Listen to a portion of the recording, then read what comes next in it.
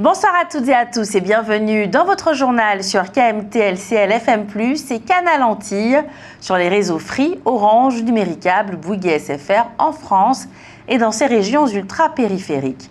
Voici quelques-uns des sujets que nous allons aborder ce soir. Fred Michel Thirault est le nouveau président de la communauté d'agglomération de l'espace sud de la Martinique. Aux États-Unis, de plus en plus d'institutions religieuses se mobilisent pour protester contre les opérations de la police anti-immigration, l'ICE. Dans votre rubrique Votre avis compte, ce soir, vous avez répondu à la question suivante. Faut-il déloger toutes les personnes qui squattent des immeubles à Fort-de-France? En fin de journal, retrouvez le savoir et réfléchir de Roland Laouché. Il s'intitule ce soir « L'amitié déconstruite ». Évitez systématiquement les yaourts contenant des colorants, des arômes artificiels ou des édulcorants de synthèse, même lorsqu'ils sont présentés comme allégés. La pensée du jour. Les regrets d'inaction, ce que nous n'avons pas fait, comme des études non poursuivies ou des paroles non dites, sont souvent plus douloureux et durables que les regrets d'action. L'air aujourd'hui est de qualité moyenne, il en sera de même demain. Dans le centre de l'île, le conflit sur les transports publics se prolonge après plus de 3 semaines de grève, faute d'accord entre syndicats et exploitants, pénalisant quotidiennement des milliers d'usagers. Les salariés de Transaglo avaient rendez-vous ce vendredi matin à 9h à l'hôtel de l'Assemblée de Martinique au centre-ville avec les représentants de Martinique Transport. Jusqu'à maintenant, ces derniers n'avaient pas bougé, jugeant que le conflit qui oppose les salariés et la direction de l'entreprise et qui entraîne depuis 25 jours maintenant le blocage du transport public dans le centre de la Martinique est d'ordre privé. Le nouveau maire du Robert a rencontré le collectif Anti-Sargasses ce jeudi 9 avril. Le problème dure depuis 15 ans et les habitants ont dressé des barrages en mars dernier pour exprimer leur exaspération. Félix Mérine s'est donc engagé à suivre désormais les préconisations des sinistrés en adaptant les infrastructures de collecte sur le terrain. Un barrage déviant sera ainsi mis en place au lieu des barrages bloquants et l'espace situé derrière les habitations des zones touchées sera remblayé avec de la caillasse, ce qui permettra aux camions et aux pelles mécaniques d'accéder au site pour retirer la sargasse qui déchire les filets et finit par s'échouer sur les rivages. Il faudra en outre aménager ces accès pour que les camions puissent extraire les algues. L'édile espère obtenir le soutien de l'État, du GIP et de Cap Nord pour mener à bien ces actions. Sur les routes martiniquaises, depuis début avril, les radars automatiques détruits ces derniers mois sont progressivement réinstallés, avec déjà 8 appareils remis en service dans le cadre d'une politique de sécurité routière renforcée. C'est une mission engageante, je pèse la responsabilité qui maintenant m'incombe et je tâcherai d'être à la hauteur de la tâche avec toute l'équipe qui m'entoure. Ce sont les mots de Fred Michel Thirault, le nouveau président de la communauté d'agglomération de l'espace sud de la Martinique. C'est à Rivière-Salée que les 49 délégués de la communauté d'agglomération de l'espace sud de la Martinique se sont réunis ce jeudi 9 avril pour élire leur nouveau président. Ils ont choisi le candidat de dernière minute, Fred Michel Thirault, maire du Saint-Esprit depuis 2014 et avocat au barreau de Fort-de-France. En recueillant 26 des 49 voix, il a devancé Aurélie Nella, maire de Ducos. Il succède à André Le Sieur, maire de Rivière-Salée, qui ne souhaitait faire qu'un seul mandat car, de son point de vue, dans une structure qui regroupe 12 communes, une rotation des responsabilités est souhaitable, chaque territoire apportant sa visibilité, sa conception, son tempérament. Le président sortant approuve donc totalement l'introduction d'une présidence tournante tous les 2 ans, une innovation de cette mandature. Les vice-présidents du nouveau bureau sont, dans l'ordre, Nicaise Monrose, maire de Sainte-Luce, José Mirande, maire du Marin, Nathalie Gratte, maire des Trois-Îlets, Karine Saint-Agathe, Eugène Larcher, Sylvia Seif-Soutane, Sabrina Touya. Jean-Marie Maryse arrive en 8e position, suivi de Jean-Yves Bonner, Jean-François Bonol, Hugues Tousset, Lionel Grandin, Jimmy Faro et Aurélie Nella. Les conseillers délégués sont Jean-Michel Gémieux, Coralie Bellemare, Serge Sainte-Rose, Raymond Jean-François, Alain-Claude Lagier et Arnaud René Corail. Pour Fred Michel Thirault, une présidence tournante et un pilotage collégial sont essentiels. Il ne s'agit pas, en effet, affirme le nouveau président de l'Espace Sud, de faire de la figuration pendant 6 ou 7 ans.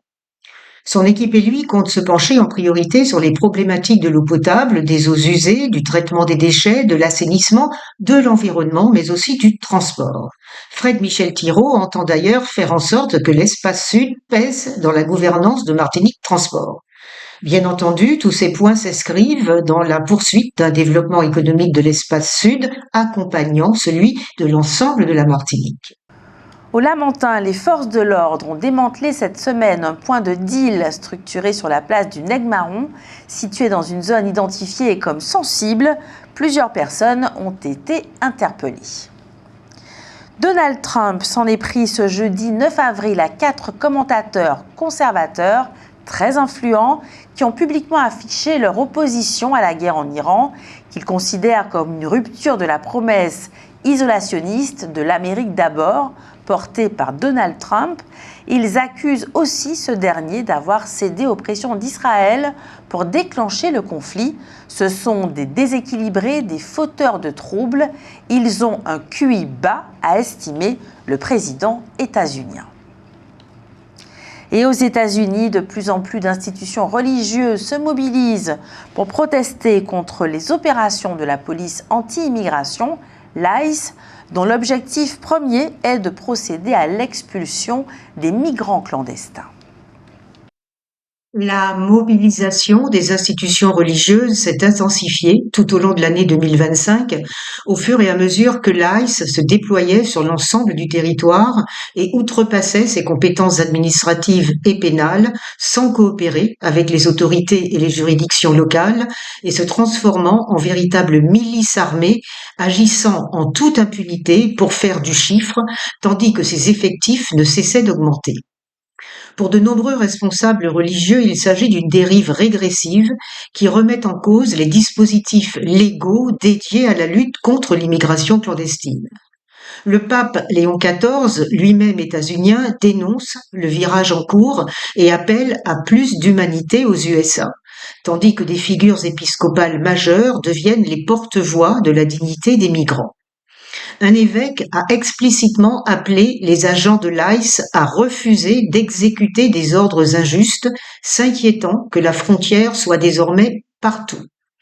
Un archevêque dénonce un système devenu selon lui une industrie honteuse, structurée autour d'intérêts économiques, notamment à travers les centres de détention privés. Un plan pluriannuel voté en octobre dernier atteint en effet plus de 60 milliards d'euros alloués à l'ICE pour augmenter ses effectifs, mais aussi pour étendre les capacités de détention. Les dignitaires catholiques dénoncent en outre les atteintes par l'ICE à la liberté religieuse des personnes interpellées, soulignant que les autorités fédérales interdisent illégalement les visites et l'exercice du culte aux personnes en détention. Même le cardinal Timothée Dolan de New York, pourtant estimé proche du gouvernement actuel, est devenu un détracteur régulier de ces politiques d'immigration. Sur le terrain, un réseau dense d'acteurs religieux et laïcs s'est mis en place. Les jésuites et l'Église évangélique luthérienne lancent des actions en justice contre l'ICE au nom des personnes enlevées. L'Église unie du Christ, historiquement engagée dans les luttes pour les droits civiques, l'Église épiscopalienne, l'Église méthodiste, ainsi que des paroisses et des réseaux associatifs ont mis en place des dispositifs d'accueil et des réseaux d'alerte en cas de raid. Cette mobilisation interchrétienne, avec de très nombreuses actions et manifestations communes, s'étend à d'autres religions, puisque des organisations musulmanes et des réseaux juifs progressistes s'allient aux coalitions religieuses de défense des migrants. Des bénévoles accompagnent les migrants dans leurs démarches juridiques, financent des avocats et assurent une présence dans les centres de détention. C'est ainsi mise en place une véritable infrastructure de solidarité. Plus de 150 évêques épiscopaliens ont signé des déclarations communes dénonçant les pratiques de l'ICE. Cette mobilisation fondée sur des principes communs de dignité humaine et de justice est publiquement assumée, soutenue par de nombreux représentants démocrates, catholiques pour la plupart, empêche ainsi les leaders évangéliques favorables à l'ICE de monopoliser l'espace médiatique. De la sorte, même si la Chambre des représentants a voté fin mars l'intégration de l'ICE dans le budget du ministère de la Sécurité dont dépend l'ICE, le Sénat, pourtant à majorité républicaine, a lui voté le budget sans y inclure le financement de l'ICE. À ce jour, le budget 2026 de l'ICE est donc bloqué, même si la loi exceptionnelle votée en juillet 2025, le One Big Beautiful Bill Act, continue de lui assurer un financement faramineux. Le ministère des Femmes affranchi informe de sa conférence sur le thème suivant, la dimension du Saint-Esprit pour conquérir. C'est le vendredi 10 avril aujourd'hui à partir de 19h, demain le samedi 11 avril à 10h et à 18h, ainsi que dimanche 12 avril à 18h à la ZAC de Rivière-Roche, bâtiment F6 au premier étage à Fort-de-France. L'entrée est libre et gratuite. D'ici 2050, la climatisation pourrait émettre, dans le pire des scénarios, environ 8,5 milliards tonnes d'équivalent CO2 par an, soit un niveau comparable ou supérieur aux émissions actuelles des États-Unis. La diffusion de la climatisation est très inégale à l'échelle mondiale. Plus de 90% des foyers américains et japonais en sont équipés, contre environ 5% en Inde et 15% en Afrique, alors que ces régions sont parmi les plus chaudes. La hausse des températures, l'urbanisation et la baisse du coût des appareils entraînent une forte augmentation de la demande, particulièrement en Afrique, en Inde et en Indonésie. La Chine et les États-Unis concentreraient environ 40% des émissions liées à la climatisation en 2050. Ces émissions proviennent à la fois de l'électricité utilisée, souvent d'origine fossile, et des fuites de réfrigérants qui pourraient représenter jusqu'à 60% des émissions du secteur à l'horizon 2050. Les auteurs d'un rapport soulignent que la priorité n'est pas de limiter l'accès à la climatisation dans les pays chauds, où elle sauve des vies lors de canicules, mais de la rendre beaucoup plus sobre et bas carbone. Décarboner l'électricité, améliorer l'efficacité des appareils, utiliser des réfrigérants moins émetteurs et réduire les besoins par la rénovation thermique et l'aménagement urbain, comme la végétalisation ou la ventilation, font partie des solutions envisagées. Afin de préserver les producteurs d'une trop forte augmentation des coûts de production liés à la crise au Moyen-Orient, la ministre de l'Agriculture, de l'Agroalimentaire et de la Souveraineté alimentaire annonce une prise en charge exceptionnelle des cotisations sociales agricoles ciblées sur les exploitations fragiles dont les difficultés ont été aggravées par la crise énergétique pour un montant total de 20 millions d'euros. Avec 42,3% de la population âgée de 65 ans et plus, contre 16,9% en 2013, la Martinique sera en 2050 le département le plus vieux de France. Nombre de personnes âgées vivent chez nous dans l'isolement, parfois parce qu'elles n'ont plus de famille sur le territoire, d'autres sont entourées par leurs proches, mais c'est une tâche souvent lourde et difficile pour ces derniers. Ce à quoi s'ajoute un revenu moyen des retraités plus faible que dans l'Hexagone. Une réalité à prendre en compte, donc, et qui constitue une des priorités du projet régional de santé. C'est ainsi qu'a été décidée la création du Gérontopole de Martinique, mise en place cette année. Il a pour ambition de devenir un centre d'expertise, d'innovation et de coordination, fédérant les acteurs sanitaires, médico-sociaux, scientifiques, économiques et institutionnels autour d'une stratégie commune du bien vieillir. Dans ce cadre, le Centre hospitalier intercommunal Lorrain-Basse-Pointe, CHILBP, et le Gérontopole ont signé ce vendredi 10 avril une convention cadre de partenariat stratégique, la première en Martinique. Le Nord Atlantique, marqué par l'isolement, la précarité et les inégalités d'accès aux soins, est en effet un territoire qui appelle une attention particulière. Le CHILBP possède déjà un plateau technique spécialisé et des équipes pluridisciplinaires en gériatrie et gérontologie. Il s'agit donc, grâce à cette convention, de renforcer l'accès de proximité aux soins gériatriques, de développer des parcours de santé coordonnés et intégrés, de soutenir le maintien à domicile et les aidants, et de déployer des actions de prévention, de formation et d'innovation en santé. L'accueil du siège administratif du Gérontopole de Martinique sera d'ailleurs situé au sein du CHILBP et les deux entités mettront en place une gouvernance partagée. Des comités de pilotage et des instances techniques assureront ainsi la coordination de programmes de prévention, de soins gériatriques et d'accompagnement social.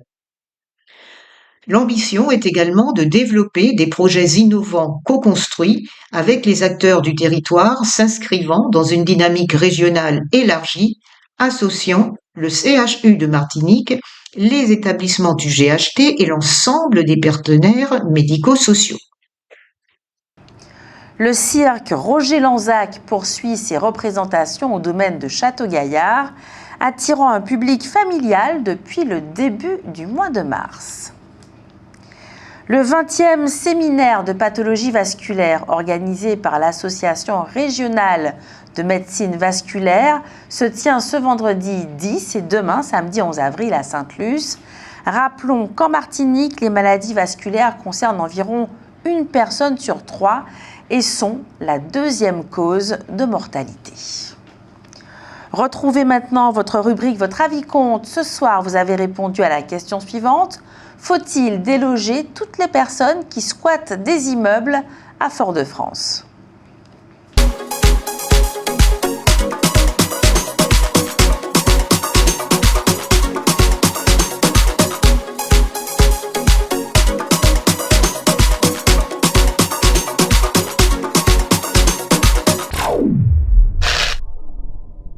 Faut-il déloger tous les gens qui squattent des immeubles à Fort-de-France ?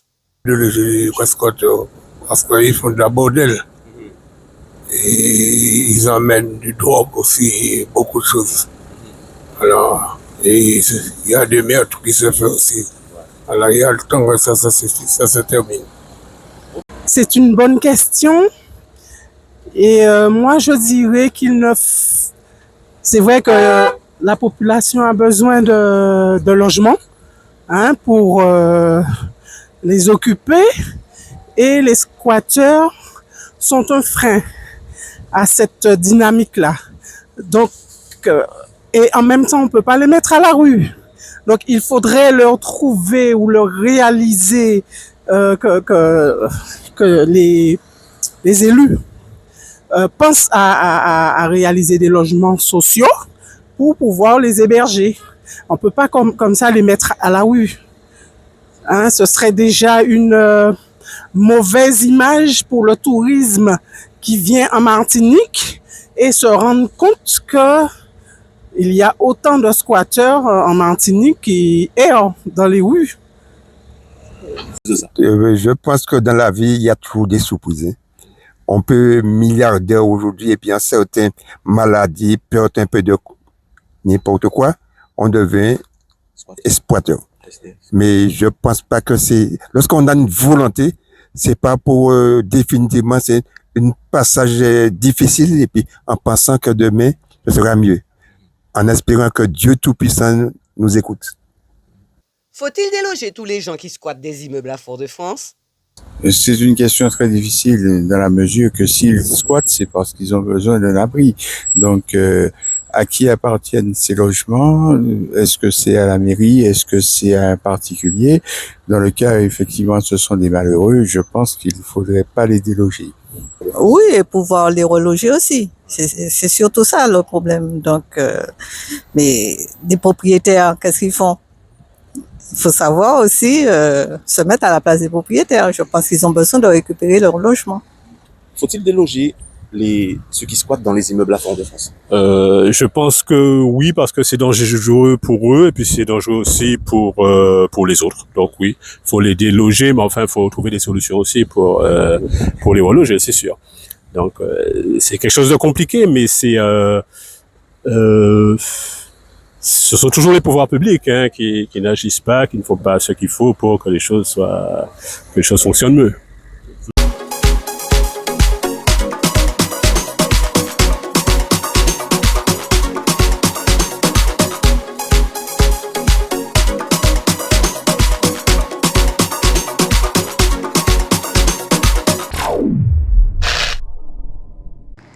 Passons au savoir et réfléchir de Roland Laouché. Il s'intitule ce soir « L'amitié déconstruite ».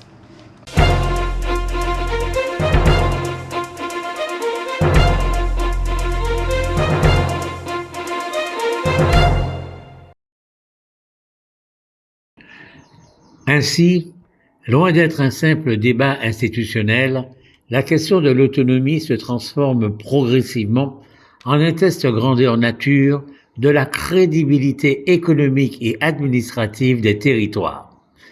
Entre une ambition politique forte et une réalité budgétaire contraignante, le projet semble pris dans une contradiction difficile à résoudre. L'État, affaibli financièrement, ne peut plus jouer pleinement son rôle de garant et de soutien, tandis que les collectivités locales ne disposent pas encore des capacités suffisantes pour prendre le relais. Dans ce contexte, l'idée d'une troisième voie, évoquée par le Comité économique, social et environnemental régional, fondée sur une subsidiarité renforcée plutôt que sur une rupture franche, pourrait apparaître comme une solution pragmatique. Mais elle suppose un équilibre délicat entre autonomie et solidarité, entre responsabilité locale et soutien national qui reste à construire. À défaut, le risque est grand de voir le débat sur l'autonomie se heurter à un mur de réalités économiques et surtout financières, transformant une aspiration politique légitime sur le plan idéologique en impasse structurelle pour la Guadeloupe et la Martinique. Fin citation, et voilà. Et voilà, c'est ainsi que nous en arrivons à la fin du long texte, long mais extrêmement édifiant, de Jean-Marie Nolle. Retenons, si vous le voulez bien, cette toute dernière phrase, transformant une aspiration politique légitime sur le plan idéologique en impasse structurelle. Ainsi, pour M. Nolle, l'autonomie est une aspiration politique légitime sur le plan idéologique. Il nous semble faire là une concession de taille aux partisans de l'autonomie, car dans ses précédents articles, il nous semblait lui être idéologiquement hostile. Mais peu importe, car là est le véritable problème qui aujourd'hui se pose aux Martiniquais. Deux discours sont en effet possibles. Le premier, c'est « Nous sommes un morceau de France, différent du reste de la France par notre géographie, notre peuplement et notre histoire, et nous sommes capables, mieux que les autres Français le feraient, d'assurer notre administration et notre développement si on nous en donne l'opportunité. » Ça, c'est l'autonomie. Le deuxième discours, c'est que, quoiqu'ayant des spécificités évidentes par rapport aux autres régions de France, nous souhaitons être une région de France comme toutes les autres, avec les mêmes prérogatives et les mêmes contraintes. Il ne doit pas y avoir des Français des Antilles d'un côté et des Français basques, bretons ou auvergnats, etc. de l'autre. C'est une grande compétition sportive. Le ministre des Sports a consenti un effort particulier parce que le représentant de la France est probablement le meilleur. Il semble n'avoir été entraîné que pour cette compétition depuis son plus jeune âge. Comme c'est un Martiniquais et qu'il réside dans son île natale, outre tous les équipements dernier cri, la Fédération française a fourni le meilleur instructeur du moment, et même un diététicien. Bien entendu, même si la compétition se déroule dans la Caraïbe, la Fédération française a pris en charge tous les frais, et ils sont importants car la délégation mobilisée par la section martiniquaise est importante et une importante délégation est venue également de Paris. Mais la confiance est là et fort heureusement, tous ces efforts sont récompensés. C'est le Martiniquais, le jeune Martiniquais, qui monte sur la plus haute marche du podium. Les deux amis, l'un de France hexagonale, l'autre de Martinique, qui assistent ensemble à la compétition, exultent. Quelle fierté! Le drapeau tricolore va flotter dans le ciel du pays organisateur et la Marseillaise va résonner dans le stade. Mais ce n'est pas ce qui se passe. Le champion brandit un drapeau rouge-vert-noir et c'est un hymne inconnu qui retentit, l'hymne martiniquais. Les deux amis ont chacun une réflexion dans la tête, mais ils ne la disent pas. C'est parfois dans les silences que se déconstruisent les amitiés. Dans notre sujet santé ce soir, il est question d'hypnose et de cerveau. Depuis les années 1990, les scientifiques disposent enfin d'outils pour investiguer le fonctionnement du cerveau et ce qui s'y passe sous hypnose. Verdict, il s'agit bien d'un usage de conscience particulier. De nombreuses expériences en imagerie cérébrale ont démontré que le cerveau fonctionne différemment sous hypnose. Quelques exemples. Lorsqu'une personne se remémore un souvenir agréable sous hypnose, elle active des zones associées à la vision et aux sensations motrices, comme si elle les voyait, sentait et bougeait alors qu'elle est immobile. Ces données concordent avec le ressenti des personnes sous hypnose, qui ont l'impression de revivre ces moments, alors que pendant la remémoration habituelle d'événements, ils se souviennent seulement de leur vécu, ce qui active d'autres zones du cerveau. Autre exemple, lorsqu'une personne regarde un panneau coloré, elle active une région particulière de son cerveau qui encode les couleurs. Sous hypnose, lorsque le thérapeute suggère que le panneau a perdu ses couleurs, les gens disent voir le panneau en gris et la région de leur cerveau qui encode les couleurs n'est en effet plus active. Sous hypnose, il est donc possible de croire à des illusions auditives ou visuelles dont on trouve des traces dans le cerveau. D'autres expériences ont démontré que l'hypnose peut réduire la douleur jusqu'à 50%, ce qui a permis le développement des opérations sous hypnose. Il ne s'agit pas uniquement de détourner l'attention du cerveau sur la douleur. Le processus hypnotique entraîne un traitement différent de l'information douloureuse par le cerveau. Sous hypnose, les capacités de raisonnement, d'analyse et de jugement diminuent, l'accès à la mémoire est différente et la personne accepte plus facilement les suggestions. C'est ainsi que s'achève cette édition. Je vous remercie de l'avoir suivi. Je vous remercie de votre fidélité. Je remercie tous ceux qui y ont participé. Jordan Adélaïde, Jean-Michel Césaire, Jenny Georges, Alain Jean-Paul, Getty Galva, Sarah Verne, Hugues Blandy, Marie-Josée Joseph et Roland Laouché. Ce journal est diffusé à 18h30, 20h, 22h et demain à 6h25. Il est également disponible en multidiffusion sur Canal Antilles, sur les réseaux Free, Orange, Numéricable et Bouygues en France. Vous pouvez bien entendu revoir votre journal sur kmttélévision.fr. Je vous souhaite une excellente soirée, un très bon week-end et que Dieu garde la Martinique.